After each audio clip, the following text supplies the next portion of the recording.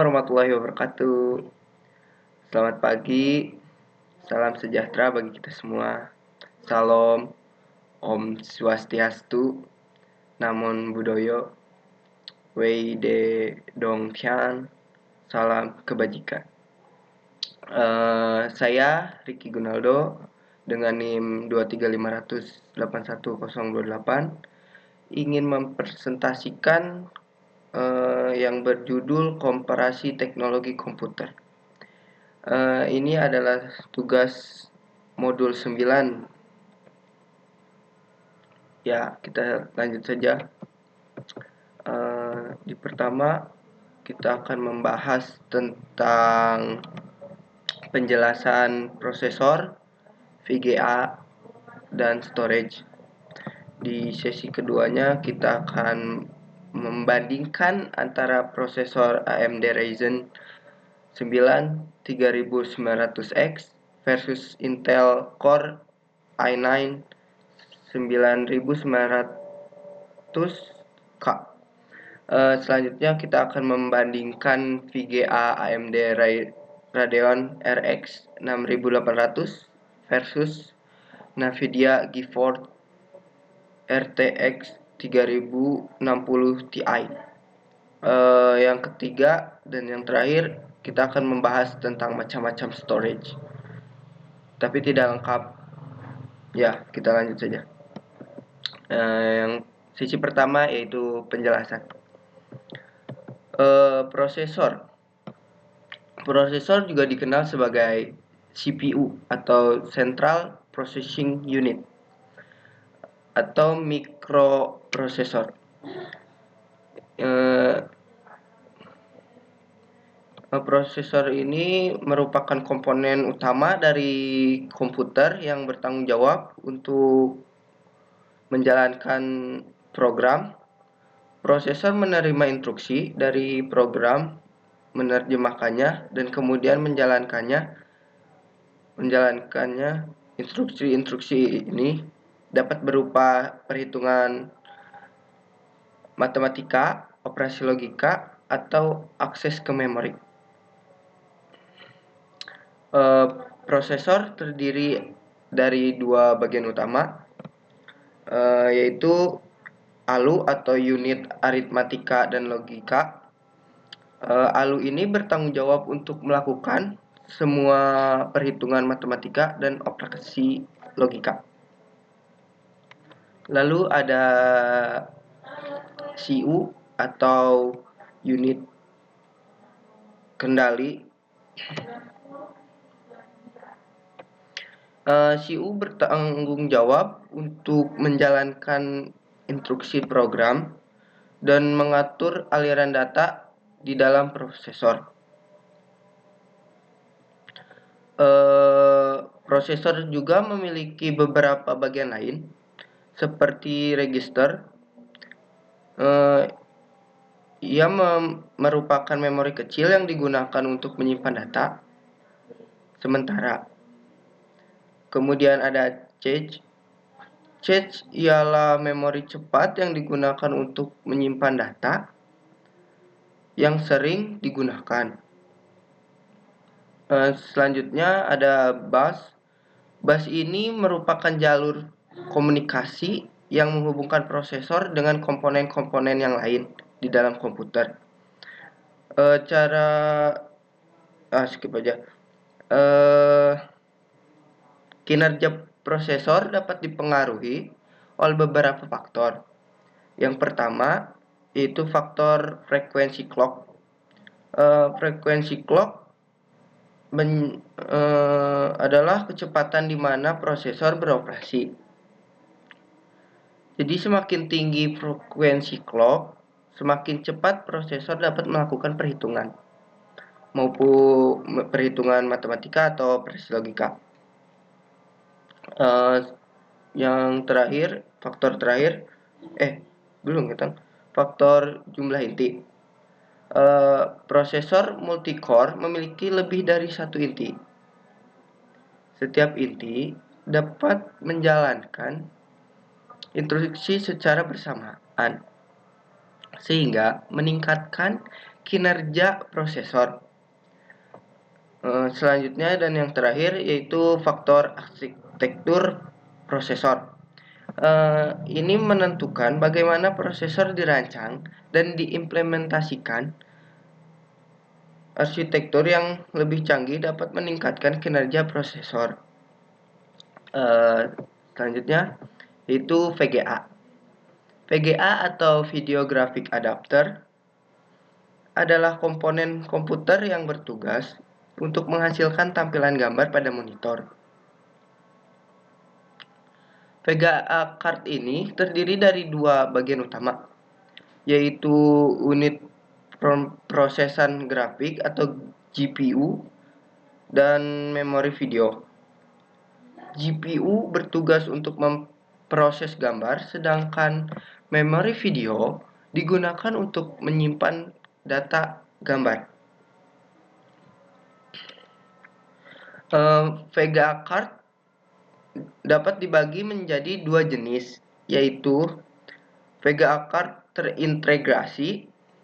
VGA card yang terintegrasi dengan motherboard.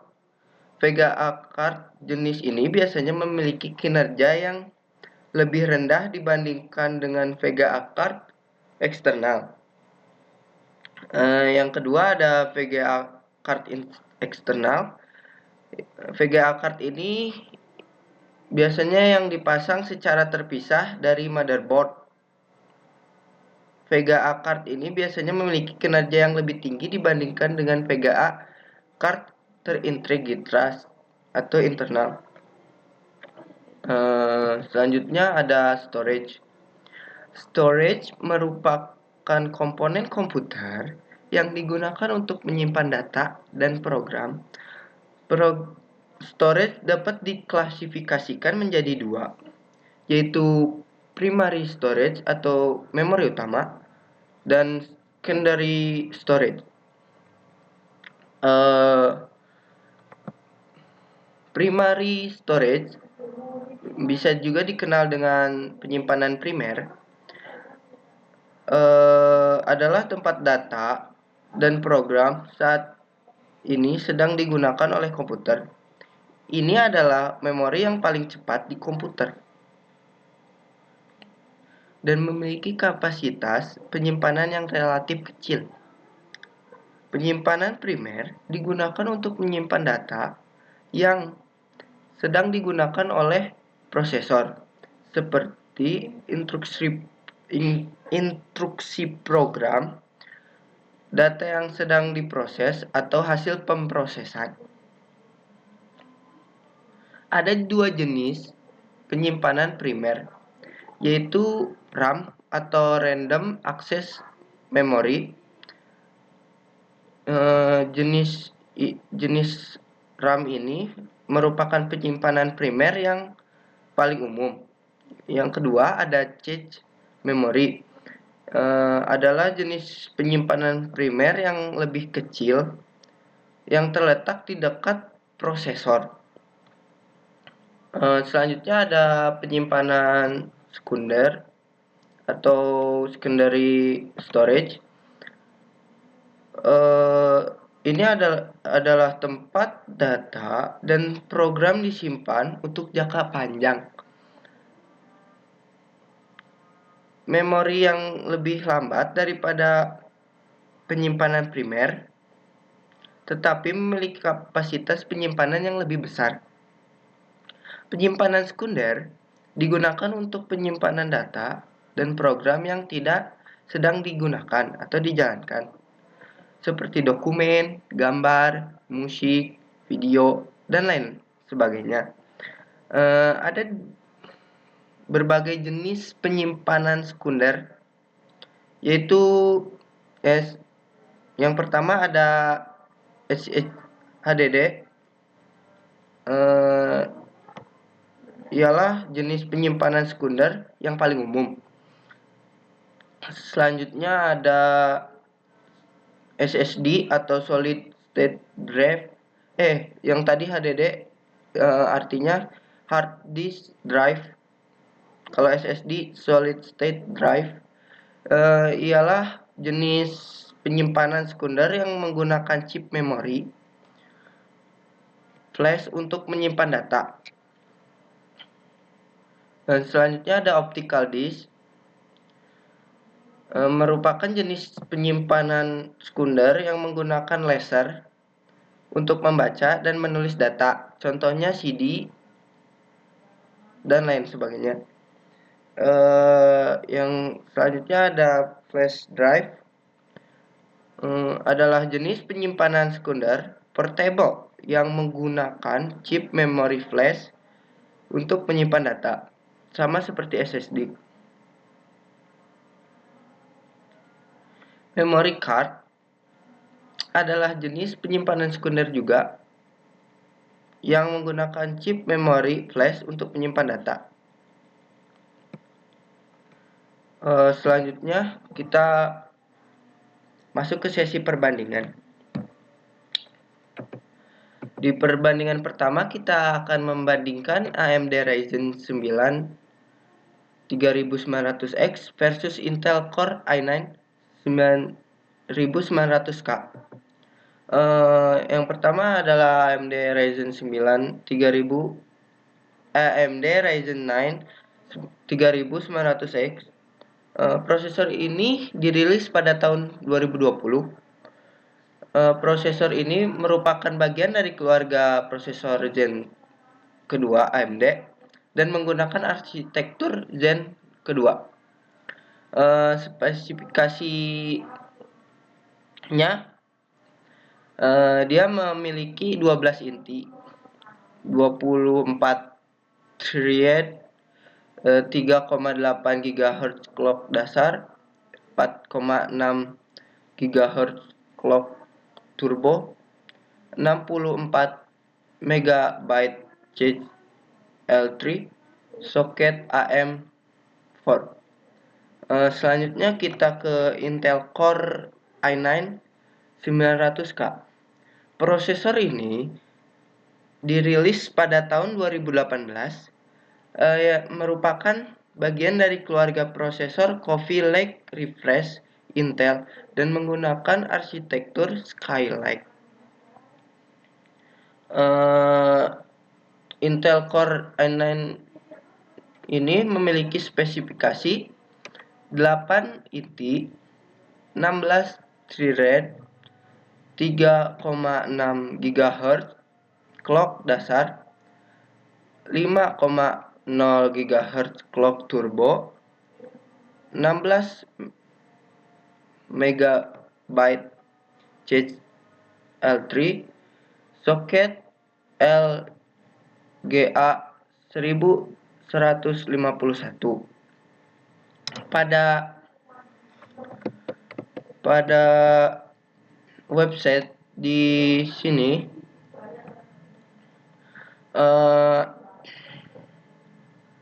poin dimenangkan oleh AMD Ryzen 9 3900X dengan perolehan poin 62 poin.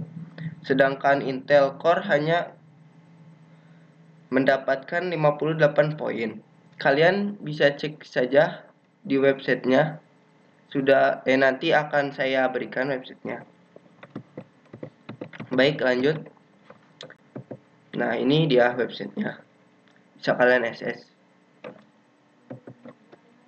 Selanjutnya, kita akan membandingkan VGA AMD Radeon RX 6800 versus Nvidia GeForce RTX 3060 Ti.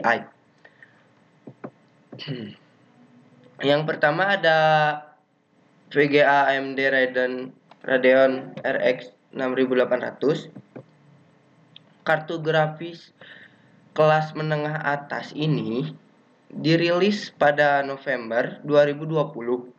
Kartu ini menggunakan arsitektur RDNA 2 yang terbaru dari AMD, yang menawarkan peningkatan kinerja yang signifikan dibandingkan pendahulunya, yaitu RX 5800 XT. Kartu grafis ini memiliki spesifikasi unit komputasi 60, Cache Infinity 128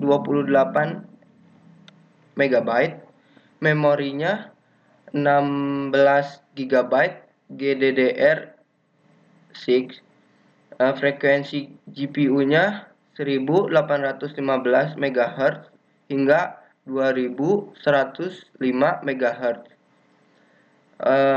Konektor daya 2 kali 8 pin, konsumsi daya 250 watt.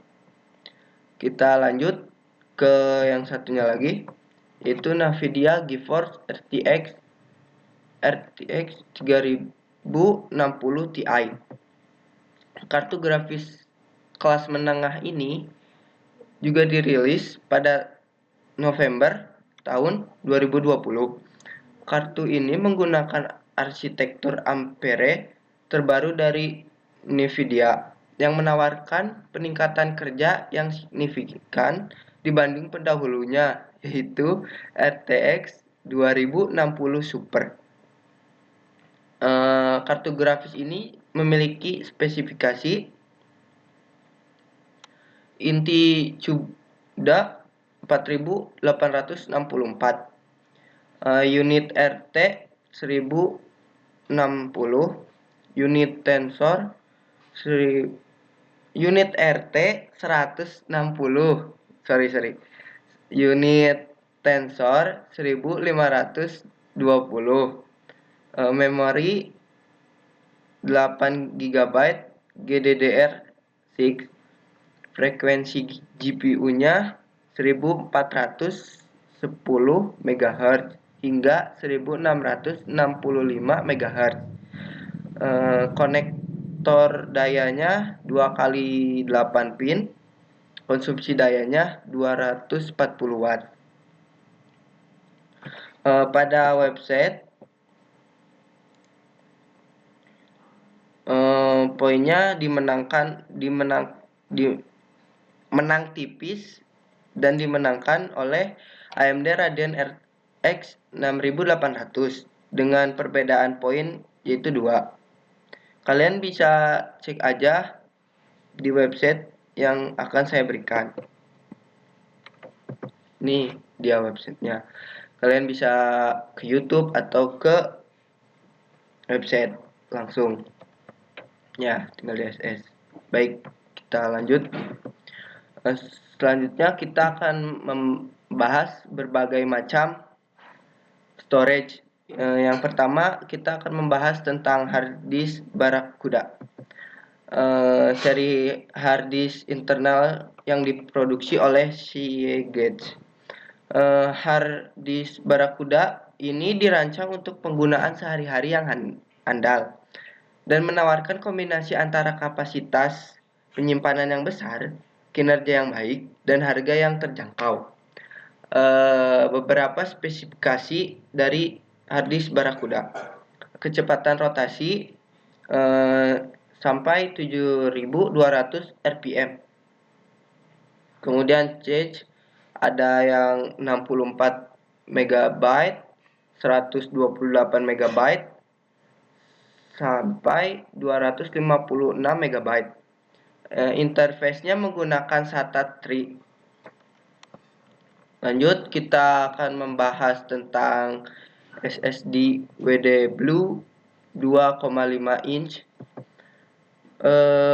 SSD atau Solid State Drive SATA yang dirancang untuk meningkatkan kinerja dan daya tahan komputer pribadi. SSD ini menggunakan teknologi 3D NAND untuk memberikan kecepatan baca dan tulis yang lebih cepat daripada hard disk drive tradisional. SSD ini memiliki spesifikasi kapasitasnya memiliki 250 GB, 500 GB, 1 TB, 2 TB, atau 4 TB. Kecepatan membaca 560 MB per detik. Kecepatan menulis 530 MB per detik. SSD ini menggunakan interface SATA 3 juga. Kita lanjut. Selanjutnya ada SSD 990 Pro PCIe 4.0 NVMe.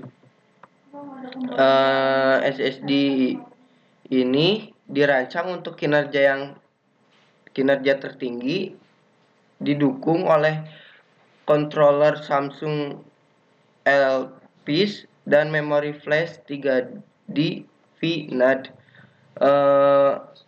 SSD ini memiliki spesifikasi kapasitasnya yang 1 TB, 2 TB, atau 4 TB. Kecepatan membaca SSD ini bisa 7450 MB per detik. Kecepatan menulisnya bisa 6900 MB per detik. Lanjut, ini yang terakhir yaitu Google Cloud. Google Cloud adalah layanan penyimpanan objek yang dikelola sepenuhnya di cloud. Ini menawarkan skalabilitas, ketersediaan, dan keamanan yang tinggi untuk data Anda. Spesifikasinya, kapasitasnya bisa sampai 100 PIB per bucket. Ketersediaannya hingga 99,9%. Kinerjanya bisa sampai 100 GB per detik. Tinggi banget. Keamanan encrypt ujung ke ujung. Kontrol akses berbasis peran RBAC dan audit. Nah, itulah presentasi dari saya, Rick Gunaldo. Terima kasih. Kurangannya. Terima kasih atas perhatiannya. Selamat menunaikan Natal dan Tahun Baru tentunya. Assalamualaikum warahmatullahi wabarakatuh.